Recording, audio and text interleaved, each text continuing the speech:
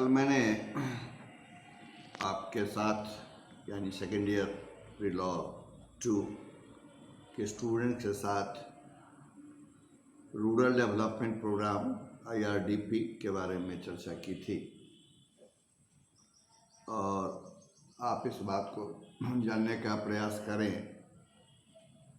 कि ये भारतीय अर्थव्यवस्था आज़ादी के बाद जब शुरू हुई और योजनाओं के माध्यम से शुरू हुई तो उस समय सबसे महत्वपूर्ण बिंदु ये था कि हाउ टू एलिमिनेट और alleviate the problem of unemployment in the economy.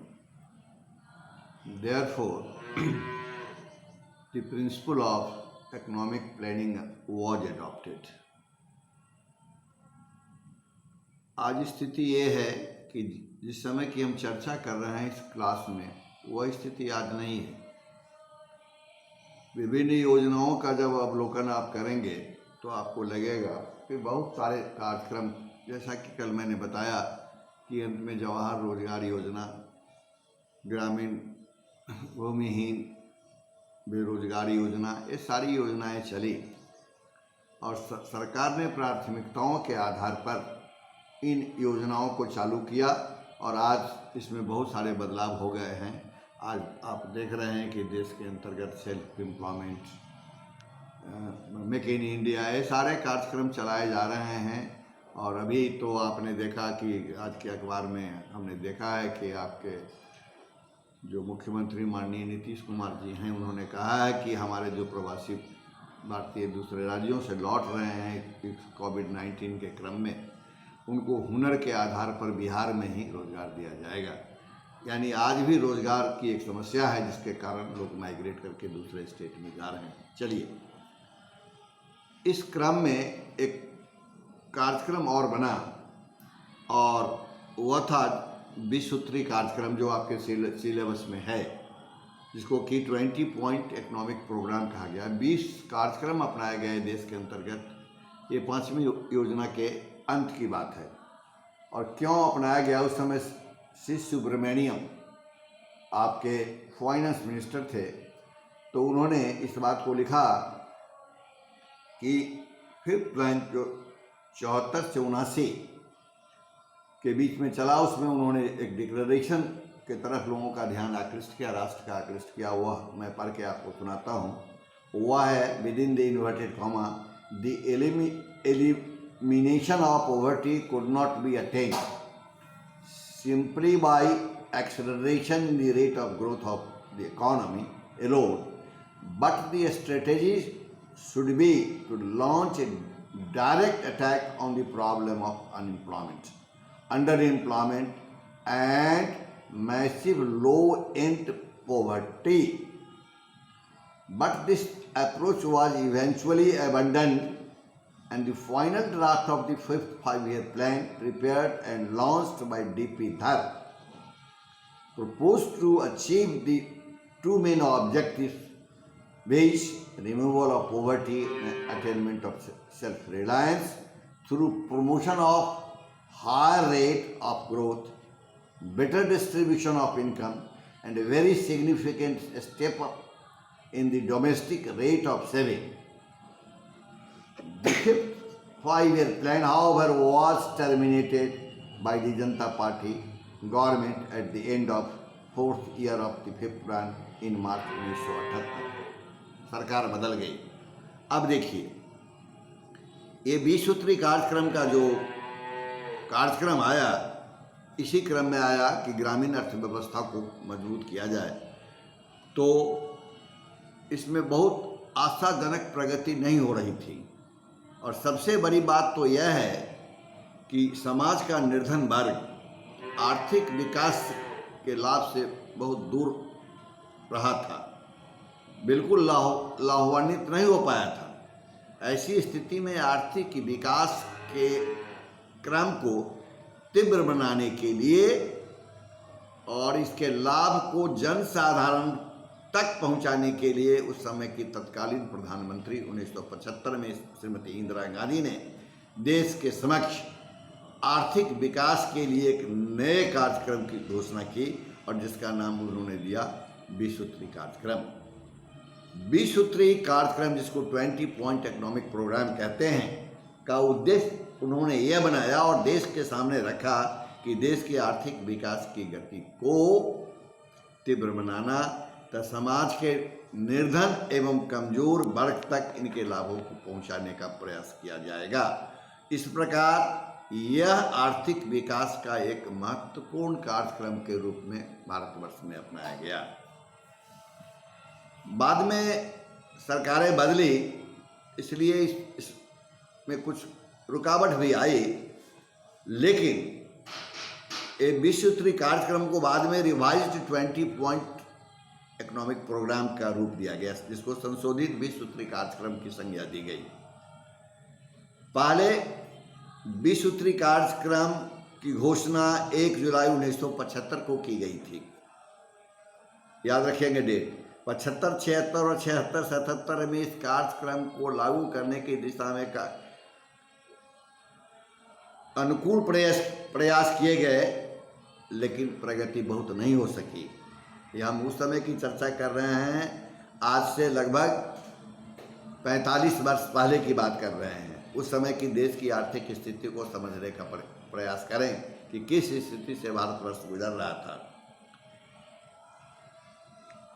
सरकारें टूट गई, जनता पार्टी की सरकार आ गई और वो भी कुछ दिन सरकार रही, इसलिए यह कार्यक्रम 20 सूत्री कार्यक्रम पर बहुत काम नहीं हो सके। पुनः 1980 में इंदिरा गांधी शासन में आई और 14 जनवरी 1982 को तत्कालीन प्रधानमंत्री इंदिरा गांधी ने इस कार्यक्रम को संशोधित कर दिया और एक उसका रूप देश के सामने प्रस्तुत किया। वार्षिक योजनाओं में सम्मिलित विभिन्न कार्यक्रमों एवं नीतियों में भी इसकी झलक दिखाई देने लगी। छठी तथा 7वीं योजनाओं को तैयार करने में भी यह मुख्य रूप से छाया रहा। यह संदर्भ यानी the concept of revised 20 economic programme. अब देखिए, वास्तव में इनफैक्ट कुछ पूरे भी हुए, ये बड़े कारगर कदम उठाए गए थे। मैं बता रहा हूँ, तब आप इसको स्पष्ट रूप से जान सकेंगे कि 20 सूत्री कार्यक्रम में कौन से 20 सूत्री प्रोग्राम थे। हो जाने के बाद 1975 के बाद आर्थिक एवं सामाजिक विकास को देखते हुए छठी योजना 6th 5-year प्लान में शामिल लक्ष्यों, नीतियों एवं विकास कार्यक्रमों को ध्यान में रखते हुए 20 सूत्री कार्यक्रम का जो संशोधित रूप था, नया स्वरूप में 14 जनवरी 1982 से लागू हुआ। यानी 14 जनवरी 1982 से नया new revised 20 point economic programme देश के सामने लाया गया। अब आपके सामने ये सवाल कोई पूछेगा कि आप बताएं कि ये 20 पॉइंट प्रोग्राम एक्चुअली 20 कार्यक्रम क्या हैं, जिससे कि ग्रामीण अर्थव्यवस्था को जोड़ने का प्रयास किया गया। और यह उसी क्रम में है। यह इंटीग्रेटेड रूरल डेवलपमेंट के प्रोग्रेस को आगे गति देने के लिए एक बहुत तेज गति दिया जाए, बहुत धार दिया जाए, इसी के लिए इसको भी जोड़ा गया। यानी उसी कॉन्टेक्स्ट में हम लोग इसको भी देखें।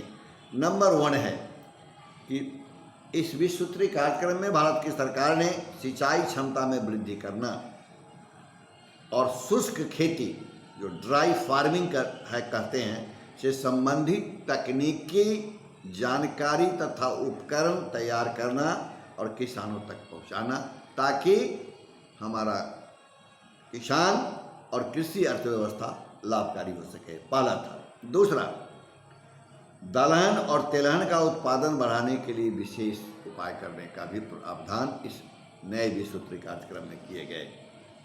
तीसरा, जैसा कि मैंने कल आपको बताया था कि समेकित ग्रामीण विकास कार्यक्रम यानी IRDP तथा राष्ट्रीय ग्रामीण रोजगार कार्यक्रमों को अधिक सुदृढ़ बनाना, जो पहले से चल रहे थे। इस डिक्लेरेशन के पहले से ही वो हमारे कार्यक्रम चल रहे थे। नेक्स्ट पॉइंट है चौथा, तमाम प्रशासनिक एवं कानूनी अड़चनों को दूर कर कृषि भूमि की हदबंदी और अतिरिक्त भूमि के वितरण एवं भूमि संबंधी रिकॉर्ड को दुरुस्त करना, ताकि लोग जान सके कि किसके पास कितनी ज़मीन है, लघु किसान कौन है, बड़े किसान कौन है, मझोले किसान कौन है, सीमांत किसान कौन है, और जिनके पास बिल्कुल ज़मीन नहीं है, इसकी पहचान करने के लिए यह बात को भी इसमें शामिल किया गया कि भूमि संबंधी रिकॉर्ड को तैयार करें राज्य सरकारें। नेक्स्ट 5वां पॉइंट है खेतिहर मजदूरों को न्यूनतम मजदूरी दिलाने की कारगर व्यवस्था करना और समय समय पर इसकी समीक्षा करना। आज आप देखिए कि तब और आज में कितना अंतर आया है। सरकार ने फिक्स कर दिया, मनरेगा के मजदूरों के लिए सरकार ने फिक्स कर दिया कि 340 रुपये प्रतिदिन उनको मिलेगा। तो बहुत सारे कार्यक्रम इसमें आए हैं, तो ये अच्छी पहल है सरकार की। नेक्स्ट,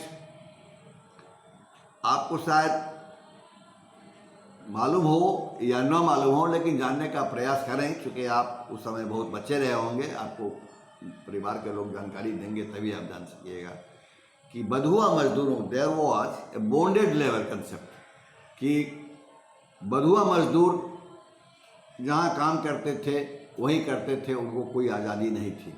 लेकिन क्रमशः जब निकलने लगे तो सरकार के लिए एक समस्या बनी कि ऐसे मजदूरों का निवास कैसे हो, इसलिए रिहैबिलिटेशन ऑफ बॉन्डेड लेबर के भी कंसेप्ट को न्यू 20 पॉइंट इकोनॉमिक प्रोग्राम में जोड़ा गया, और यह छठा प्रोग्राम था। 7वां क्या है कि अनुसूचित जातियों और जनजातियों की भलाई के कार्यक्रम को और तेज किया जाए। नेक्स्ट है 8वां पॉइंट है कि पीने के पानी की कमी वाले गांवों में पानी को उपलब्ध कराया जाए। आज देखिए जल नल योजना के तहत हर गांव में पानी की व्यवस्था हो गई, हर घर में नल लग गया, तो तब और आज में देखिए कितना अंतर हो। ये 75 की बात, 82 की बात मैं बता रहा हूँ, आज 2020 है। आप गौर करें कि डेवलपमेंट प्रोसेस भारत का कैसा किस तरह भाग रहा है, यानी सब्सटेंशियल डेवलपमेंट की ओर भारत भाग रहा है, और भारत विश्व की अर्थव्यवस्था में एक अपनी पहचान आज बना रखा है। नेक्स्ट 9वां पॉइंट है गाँव में जिन परिवारों को अपने मकान नहीं है उन्हें मकान के लिए ज़मीन देना तथा मकान बनाने के लिए सहायता देने के कार्यक्रम पर भी विस्तार करना। पहले से भी ये कार्यक्रम चल रहा है, इंदिरा आवास योजना चल रहा है, इसी क्रम में इंटीग्रेटेड रूरल डेवलपमेंट के क्रम में आज भी चल रहा है। आज देखिए बहुत सारे लोगों को इसका लाभ हुआ है। नेक्स्ट 10वां है तंग तथा गंदी वस्तुओं का सुधार, जिसको स्लम एरिया कहते हैं। कमज़ोर वर्गों के लिए मकान बनाने के कार्यक्रम को चलाना और ज़मीन की कीमतों में अनुचित वृद्धि को रोकने का प्रयास करना, ये सरकार के उस समय के कदम थे, और ये कदम 1982 में सरकार ने नए 20 सूत्री कार्यक्रम के अंतर्गत इसको रखा था। वैसे कीमतों में उतार चढ़ाव मार्केट का प्रोसेस है, और बहुत सारे कारण हैं जिसके कारण इसमें उतार चढ़ाव होते हैं। आज ज़मीन की कीमत चूँकि आप देखेंगे कि चतुर्दिक सड़क योजना है, चतुर्भुज सड़क योजना के कारण ज़मीन की कीमत काफ़ी बढ़ती जा रही है। इसलिए तब और अब में, लेकिन शुरू में एक कठिनाई थी, इस कठिनाई को दूर करने के लिए सरकार ने इस तरह के कदम उठाए ताकि गरीब से गरीब वर्ग के लोग भी कुछ कर सकें। चलिए नेक्स्ट, बिजली के उत्पादन को बढ़ाना, बिजली संस्थाओं के कामकाज को बेहतर बनाना तथा सभी गाँव तक बिजली पहुंचाना, ये हम आपको बता रहे हैं 20 पॉइंट इकोनॉमिक प्रोग्राम का एक इम्पॉर्टेंट पॉइंट है। आप कल्पना कीजिए कि बिजली लोगों को नहीं मिलती थी, गांव में नहीं मिलती थी, शहर में कितना हम लोगों ने देखा है कि बड़ी बिजली की कीमत थी। आज देखिए बिजली की क्या स्थिति हो गई, सरकार ने क्या कर दिया, जिस भी माध्यम से सरकार ने किया हो, लेकिन किया सरकार आज बिजली तमाम गाँव में बिजली है, शहर में बिजली है, बिजली बहुत कम करती है। तो it is great achievement on the part of the government. और ये क्या है कि ये हमारी अर्थव्यवस्था को, इकोनॉमिक डेवलपमेंट को बहुत सुदृढ़ करता है, क्योंकि एनर्जी का होना बड़ा आवश्यक है। नेक्स्ट, पेड़ लगाने के कार्यक्रम फॉरेस्टेशन जिसको कहते हैं, सामाजिक तथा कृषि वृक्षारोपण कार्यक्रमों और गोबर गैस एवं ऊर्जा के अन्य वैकल्पिक साधनों के विकास के कार्यक्रम पर मुस्तैदी से अमल करने की बात विश्व सूत्री कार्यक्रम में रखा गया। आज देख लीजिए क्या स्थिति है, अच्छी स्थिति है। नेक्स्ट, परिवार नियोजन को स्वैच्छिक आधार पर जन अभियान के रूप में चलाने का भी कार्यक्रम रखा गया। ये 13वां पॉइंट मैंने बताया। 14 पॉइंट क्या है, तो आप देखिए, महिलाओं और बच्चों के कल्याण कार्यक्रम तथा गर्भवती महिलाओं, माताओं, बच्चों के लिए पौष्टिक आहार कार्यक्रम तेजी से लागू करना, खासकर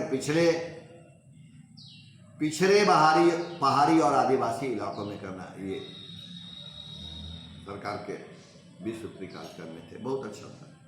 और मैं आपको बताऊं, परिवार नियोजन, सामान्य प्राथमिक स्वास्थ्य सुविधाओं का पर्याप्त विस्तार करना तथा कुष्ठ रोग, तपेदिक और अंधेपन की रोकथाम करना। आज देख रहे हैं, आज आप देख रहे हैं कैटरेक्ट बहुत आसान हो गया। कुष्ठ रोग, पहले कुष्ठ रोग वालों से लोग डरते थे, आज बिल्कुल खत्म हो गया। ये सारे टीबी, ये सारे खत्म हो गए। किसके प्रयास है? सरकार के प्रयास हैं। और किसके लिए? जनता के लिए। और किस जनता के लिए? जो कल्याणकारी राज्य का एक अभिन्न अंग है। यानी वह अच्छा रहेगा, देश बढ़ेगा, आमदनी बढ़ेगी, उत्पादकता बढ़ेगा और रोजगार के स्तर बढ़ेंगे। Very good. नेक्स्ट, 6 से 14 वर्ष की उम्र के बच्चे, विशेषकर बालिकाओं के लिए अनिवार्य प्राथमिक शिक्षा का विस्तार करना और वयस्कों में निरक्षरता को दूर करने के कार्य में स्वयंसेवी संस्थाओं और छात्रों से सहयोग लेना, ये उस समय एडॉप्ट किया गया था। आज देखिए क्या बेहतर स्थिति है। जो 82 में जो कार्यक्रम अपनाया गया है विश्व सूत्री कार्यक्रम में, उसका परिणाम देखिए कितना बेहतर आ रहा है समाज में। आप देखिए नेक्स्ट पॉइंट है विश्व सूत्री कार्यक्रम का कि उचित दर पर दुकानों की संख्या बढ़ाकर दूर दराज के इलाकों में चलती फिरती दुकानों की व्यवस्था करके कारखानों में काम करने वाले मजदूरों तथा छात्रावासों के लिए दुकानें खोलकर और छात्रों को पाठ्यक्रम, पुस्तकें तथा कापियां प्राथमिकता के आधार पर उपलब्ध कराकर सार्वजनिक वितरण प्रणाली का विस्तार करना, ये उस समय विश्व सूत्री के कार्यक्रम है। आज आपको देखने को मिलता होगा। अभी आप देखिए जो परिस्थिति चल रही है कोविड-19 के कारण, क्या है, हर के घर के सामने ठेला लगा हुआ है, सब्जी खरीदिए, दूध खरीदिए, जाने की जरूरत नहीं है। सारे चीज़ एट योर डोर्स आ रहे हैं। ये इंफ्रास्ट्रक्चरल डेवलपमेंट की कहानी है। तो ये सब सारे कार्यक्रम पहले ध्यान में रखे गए और भारत की सरकार ने रखा। और क्यों रखा? कि इससे ग्रामीण विकास हो चुके। आज भी हिंदुस्तान की जो अर्थव्यवस्था है ग्रामीण अर्थव्यवस्था पर आधारित है और अधिकांश लोग गाँव से ही आते हैं। शहर में भी जो आते हैं तो गाँव से ही आते हैं। नेक्स्ट देखिए, नेक्स्ट पॉइंट है वो 18 है, पूंजी निवेश की प्रक्रियाओं को उदार बनाना और योजनाएं निश्चित समय में पूरी करने के लिए उद्योग नीति को सरल बनाना, हस्तशिल्प, हथकरघा और लघु एवं कुटीर उद्योग की सभी सुविधाएं देना जिससे कि वे प्रगति कर सकें और तकनीकी व्यवस्था को आधुनिक बना सकें। आज आपने अखबार देखा है, अखबार के फ्रंट पेज पर आप देखिएगा कि रिजर्व बैंक ऑफ इंडिया के जो गवर्नर हैं उन्होंने बहुत सारे कंसेशंस को अलाउ किया है। क्यों? उससे, हालांकि आज देश की समस्या दूसरे ढंग की है। Economic point 20 point economic programme से वो जो हम जोड़ने का प्रयास कर रहे हैं, लेकिन आज व्यवस्था दूसरी तरह है। परचेजिंग पावर कैपेसिटी का है, एक दूसरा माहौल है। फिर भी हमारा रिजर्व बैंक ऑफ इंडिया, केंद्रीय बैंक, इस तरह का प्रोत्साहन दे रहा है कि अधिक से अधिक ये सारी सुविधाएं उन लोगों को प्राप्त हो और उद्योग धंधे हमारे चले, हस्तकला, करघा, इन सब पर काफ़ी प्रगति हो, तकनीक की व्यवस्था का अधिक से अधिक प्रयोग हो। और ये सब पहले ही से विश्व सूत्री कार्यक्रम में इसको इंसर्ट किया गया था।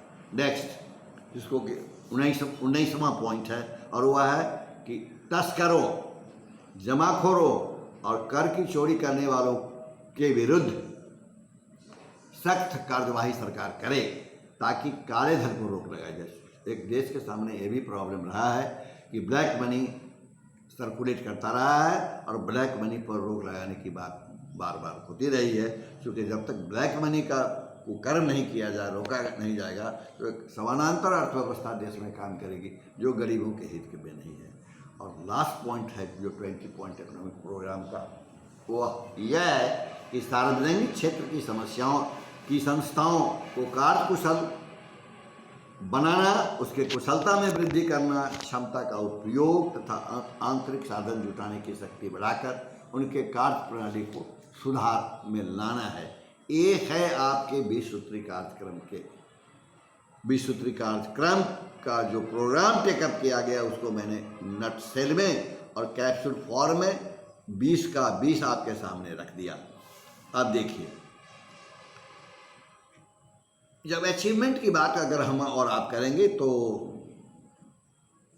20 सूत्री कार्यक्रम में आपको लगेगा कि ऐसे कार्यक्रमों पर विशेष जोर दिया भारत की सरकार ने जिनका उद्देश्य समाज के गरीब तथा उपेक्षित वर्गों की हालत में सुधार लाना था। और पहले से मैंने कहा कि समन्वित ग्रामीण विकास जिसको कि IRDP तथा राष्ट्रीय ग्रामीण रोजगार कार्यक्रम NREP को अधिक सुदृढ़ बनाने एवं उससे अधिक लोगों को लाभान्वित करने, कृषि भूमि हटबंदी एवं फालतू भूमि के बंटवारे के साथ साथ हस्तकला, हस्तकरघा और छोटे एवं ग्रामीण उद्योगों के विकास का उद्देश्य रोजगार के अवसर को बढ़ाना और गांवों में रहने वाले गरीब लोगों के साधनों को आधार सुदृढ़ करना एवं उनकी आय में वृद्धि करना। ये हमारे 20 पॉइंट इकोनॉमिक प्रोग्राम का जब एनालिसिस आप कीजिएगा तो आपको आईना की तरह झलकेगा कि सरकार ने पहले से ही इन सारी चीज़ों पर ध्यान दिया है और आज तो बहुत बेहतर पैमाने पर चल रहा है कि भारतीय अर्थव्यवस्था से और गरीबों से जुड़ी हुई जो समस्याएं हैं उनका निर्धारण, उनका समाधान किया जाए और सब बहुत हद तक समाधान होता जा रहा है। आपने देखा कि किसानों को, भूमिहीन खेतिहर मजदूरों को अब डायरेक्ट ट्रांसफर पैसा किया जा रहा है ताकि बिचौलिया उसमें काम नहीं कर सके। इसलिए ये बड़ा महत्वपूर्ण कदम सरकार ने उठाया और इसकी दिशा में आज उत्तरोत्तर वृद्धि होती जा रही है। आपको जब गौर से देखिएगा तो 1982-83 के दौरान नए 20 सूत्री कार्यक्रम पर सतर्क और प्रभावपूर्ण रूप से नजर रखने से यह आपको पता चलेगा कि राज्यों और केंद्र शासित प्रदेशों में बहुत सुधार हुआ है। और आज आपको गौरव होगा कि भारतवर्ष में यह बहुत सुधार हुआ है।